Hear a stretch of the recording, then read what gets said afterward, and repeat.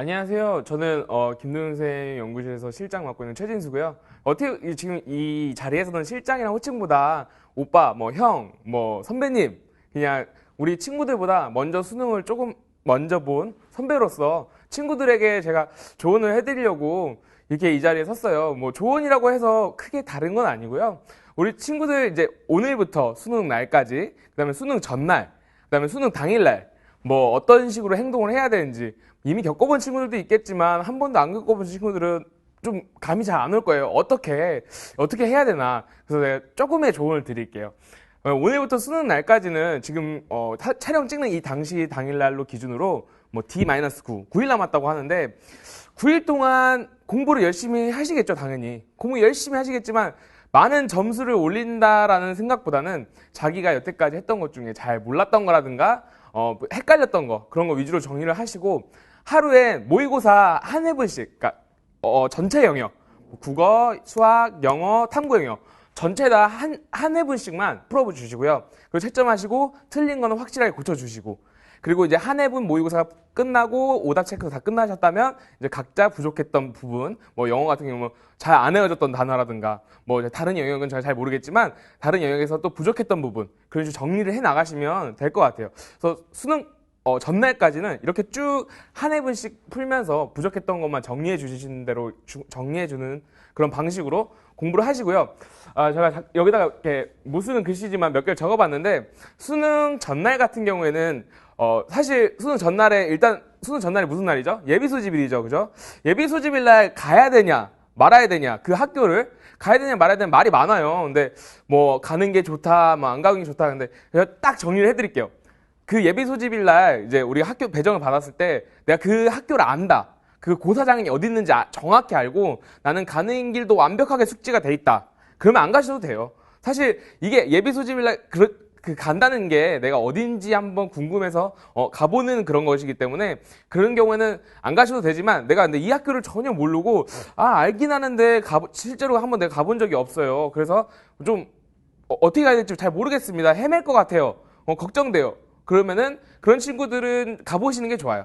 이렇게 내가 그 예비 수집일날 가냐 안 가냐는 내가 가는 고사장이 어딘지 정확하게 아는지 모르는지 그에 대해서 그렇게 가시면 될 것 같고요. 그 다음에 수능 전날 이제 준비물을 미리 좀 챙겨주세요. 준비물은 제가 써놨는데 시계, 수험표, 신분증, 뭐 도시락은 그 다음 날이겠지만 이렇게 준비를 하라는 건데요. 사실 시계 같은 경우에는 제일 중요합니다. 왜냐면 이게 고사장에 시계를 제가 알기로는 거의 안 걸어두는 걸로 알고 있어요. 본인들이 준비한 시계를 가져가야 되는 걸로 알고 있는데 시계 같은 경우에는 이게 저는 제 이야기지만 저는 시계를 2개를 가져갔어요. 왜냐면 중간에 하나가 혹시라도 고장 날까봐 뭐 또 뭐 멈출까봐 그래서 그 2개를 가져갔었는데 사실 그 당일날 시계 안 가지고 온 친구한테 빌려줬어요. 저는. 그래서 그냥 어쨌든 시계는 꼭 중요하십니다. 왜냐면 시험 시간을 알아야 되는 거랑 그다음에 막 시험 시간을 모르고 푸는 거랑 굉장히 차이가 있기 때문에 시계는 꼭 준비해 주시고 뭐 수험표 당연히 있어야겠죠. 신분증. 그다음에 도시락에 대해서 잠깐 이야기를 할게요.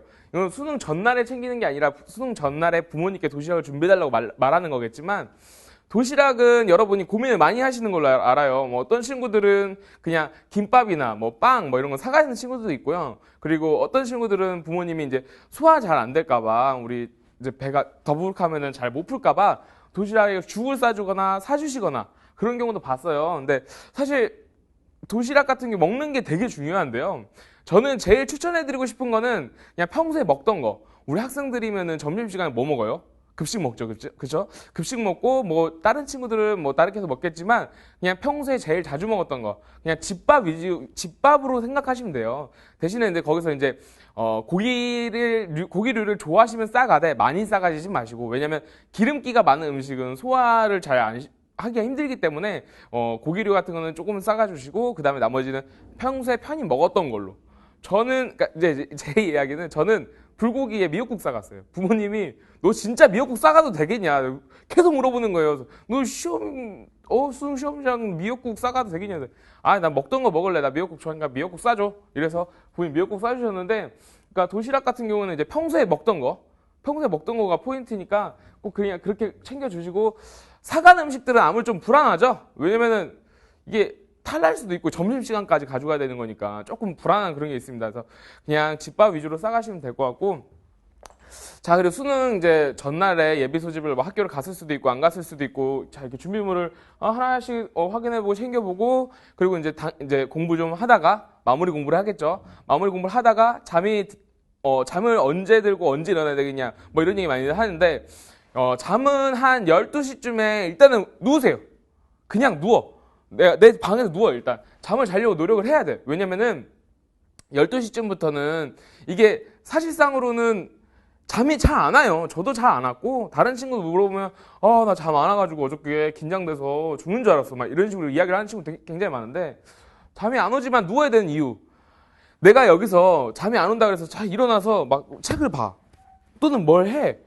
불안해가지고 뭐 핸드폰 보고 뭐 수능 행동 요령 보고 이런 식으로 하다 보면 뭐 1시간 뭐 이렇게 1시간 반 이렇게 넘어가는 거는 뭐가 틀리냐면, 누워서 뒤척이면서 1시간 그냥 그래도 이렇게 피로를 풀면서 누워 있는 거랑 누워서 이것저것 하거나 또는 뭐 책을 본다던가 이러면 행동을 하는 거나 마찬가지예요. 왜냐면 우리가 결정적으로 쉬어야 되는 게 뇌거든. 그러니까 행동하는 거나 마찬가지 때문에 12시에 무조건 눕습니다. 잠이 오든 안 오든.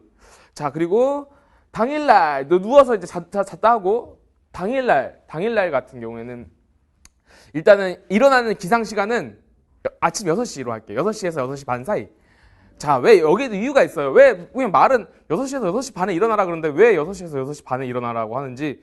6시에서 6시 반에 일어나면은 사람이 뇌가 이제 잠을 자고 일어났을 때 시동 건다 그래야 되나? 그러니까 웜업, 뇌가 이렇게 돌아가려고 이렇게 하는 시간이 2시간 정도가 걸린대요.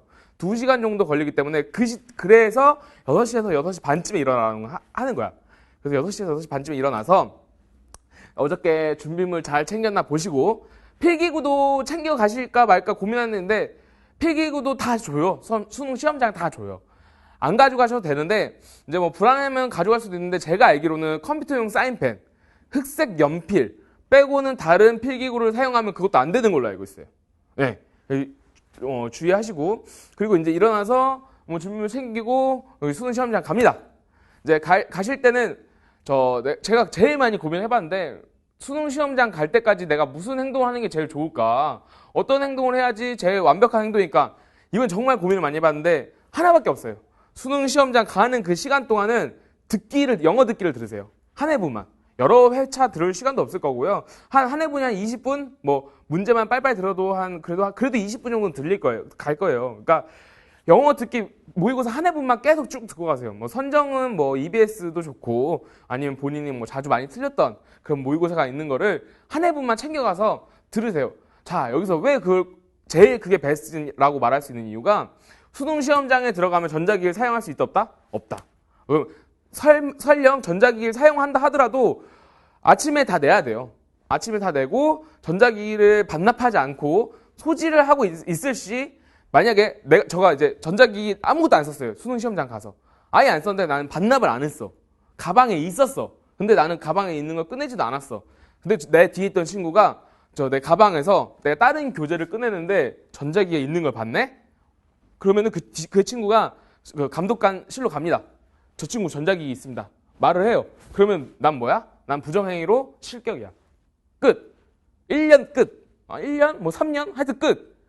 그렇기 때문에 전자기기 내는 거는 1차에 오지 없이 무조건 내세요. 그냥. 무조건 내요. 그냥 그런 건수를 만들지 마세요, 여러분. 전자기기 꼭 내셔야 됩니다. 그렇기 때문에 가는 동안은 영어 듣기 꼭 들으시고요. 영어 듣기를 다 듣고 가시다가 이제 아침에 이제 학교 가는 길에 영어 듣기 듣고 가는데, 이제 차 같은 거 먹는 친구도 있을 거예요. 뭐 커피 먹는 친구도 있고, 녹차 먹는 친구도 있고, 뭐 부모님이 뭐 우황청심환을 준비해 줬을 수도 있고, 뭐 좀 특이한 차 10전대부터 그런 건 아니겠지만 어쨌든 차들을 준비해 줄 수 있겠지만, 차는 평소에 먹어보지 않았으면 먹지 마시기 바래요. 일단 평소에 먹던 거는 먹고, 우황청심환도 내가 긴장된 시험을 앞두고 먹었는데 효과가 있다, 그럼 먹어요. 그런데 내가 인생 태어나서 한 번도 안 먹어봤는데 수능 시험 당일날 먹어? 안 돼. 왜냐면은 탈날 수 있어요. 그게 몸에 안 맞는지 맞는지를 모르잖아요. 그러니까 절대 함부로 아무 차나 이런 거 먹지 마시고, 커피나 녹차도 사실은 많이 안 먹는 게 좋아요. 왜냐면 카페인이 중추신경을 자극해서 도파민을 분비해서 이뇨작용, 그다음에 심장 뭐 이렇게 뭐 끼는 거랑 뭐 이뇨작용이랑 다 돕는데요. 근데 그게 과하면 당연히 이제 화장실을 빈번히 가거나 그렇게 되면 여러분 신경 쓰이잖아요. 한 커피나 녹차도 역시 한 잔 정도. 제일 좋은 건 그냥 본인이 미적지근한 따뜻한 완전 뜨거운 물은 아니지만 따뜻한 물을 싸가시는 게 제일 좋을 것 같아요. 그냥 물. 그냥 생 물을 가져가세요.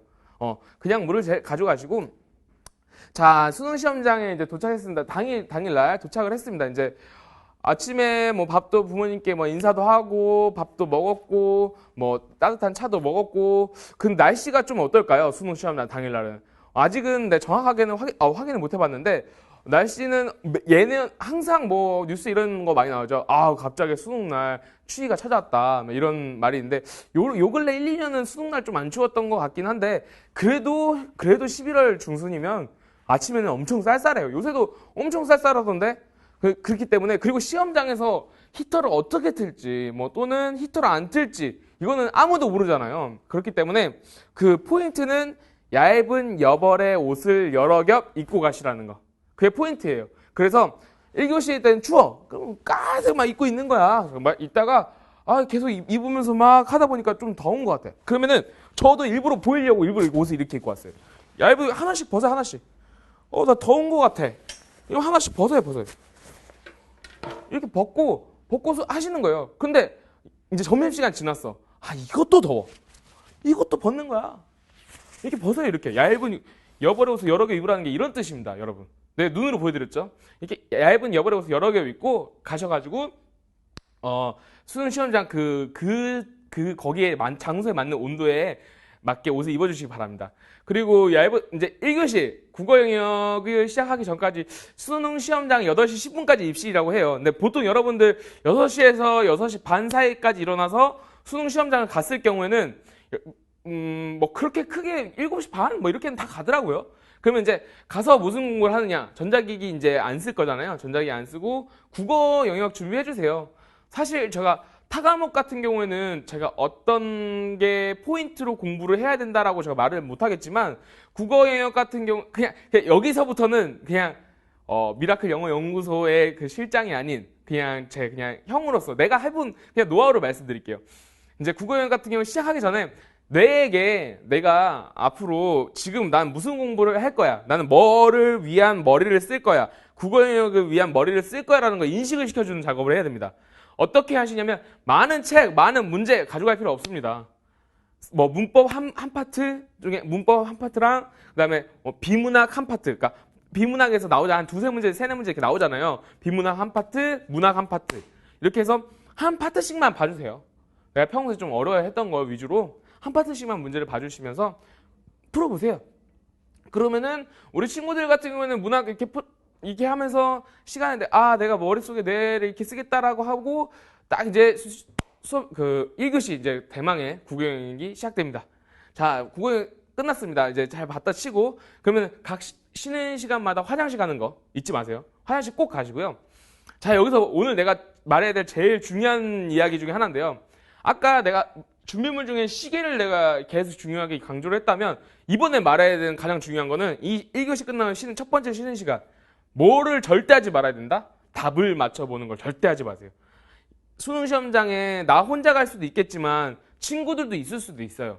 그리고 그 친구랑 같은 교실일 수도 있고요. 중학교 동창이랑 만날 수도 있고요. 초등학교 동창이 만날 수도 있어요. 반갑지. 물론 반가운데 너 오랜만에 이렇게 반가운데 이제 그 친구들 중에 조금 활발한 친구들 적극적인 친구들 와서 다가와서 이럴 겁니다. 야, 21번에 몇 번 가냐? 나는 3번 같은데 너는 몇 번 했냐? 뭐 이런 식으로 물어볼 수도 있어요. 근데 사실 기억이 잘 안 나든 기억이 잘 나든 그냥 답을 물어보거나 답 맞춰보려고 오는 친구들 피하시거나 물어봤을 때는 이렇게 대답해 주셨으면 좋겠습니다.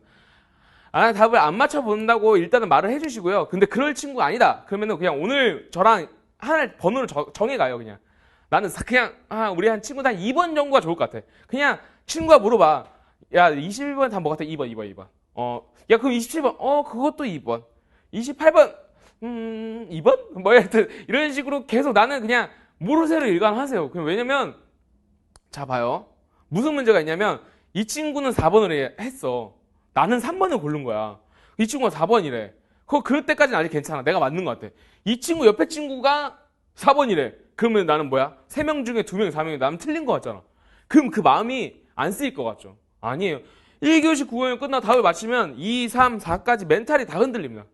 나만 틀린 것 같고. 나는 왜 이렇게 됐을까? 왜 나는 이렇게 했을까? 이게 답인 것 같은데. 그 머릿속에 그 생각이 떠나질 않아요. 다시 한번 볼 수도 없고. 뭐가 문제일까? 계속 고민하게 되죠. 절대 그러지 마세요. 답 절대 맞춰보지 마세요. 절대. 답은 절대 맞춰보지 마시고요.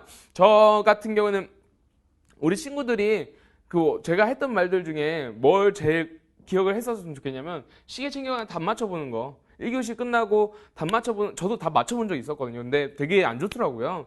그러니까 답은 절대 맞춰보지 마세요. 답 맞춰보지 마시고, 자, 이제 2교시 수학 영역을 준비해야겠죠. 수학 영역도 역시 저 타과목이지만 그냥 저 소신있게 말을 하자면 그 쉬는 시간 동안 여러 부분의 수학을 볼 수 없다고 생각해요. 그냥 한 공식, 한 챕터, 그러니까 하여튼 한 챕터 이렇게 자기가 잘 공부하기 어려웠던 그런 부분, 한 챕터에 몇 가지 공식, 그것만 죽어라 파세요. 내가 이따가 수학 영역을 풀 때 이 문제가 나오지? 난 이거 무조건 맞춰. 이런 마인드로 그 수학 문제를 풀어주시면 될 것 같아요. 그러면서 내한테 또 뭐라 그래? 나 수학 할 거다. 너 그쪽으로 머릿속 준비해라. 라고 말을 하는 거야. 자, 그래서 수학 영역 끝나고 역시 이번에도 화장실 갔다 오시고요. 이제 점심시간이죠? 점심시간인데, 점심시간에 부모님이 싸준 도시락 잘 먹고, 그 다음에 조금 여유가 있어요. 왜냐면은 점심은 좀 빨리 먹고, 사실, 그리고 나서 영어 영역 볼 때까지 시간이 좀 있습니다. 그때는 뭘 위주로 공부하시냐면, 이제 제 전문 파트가 나왔네요. 영어 영역 그 전에는 듣기를 굉장히 잘하는 친구들은 상관이 없겠지만, 듣기를 못하는 친구들은 한 해분 모의고사만 가져와서 풀 수 없잖아요. 내가 들을 수가 없으니까. 풀라는 게 아니야. 여러분 잘 봐. 1번부터 17번까지 있는데 어떤 식으로 문제가 쫙 나왔는지 확인을 하세요. 어떤 식으로 나오는지. 자, 위에는 심정도 물어보고 분위기도 물어보고, 그리고 여기서는 이 남자와 이 여자의 관계 물어보네. 아, 시험도 이런 식으로 나올 거구나. 여기서 계산을 하라 그러네.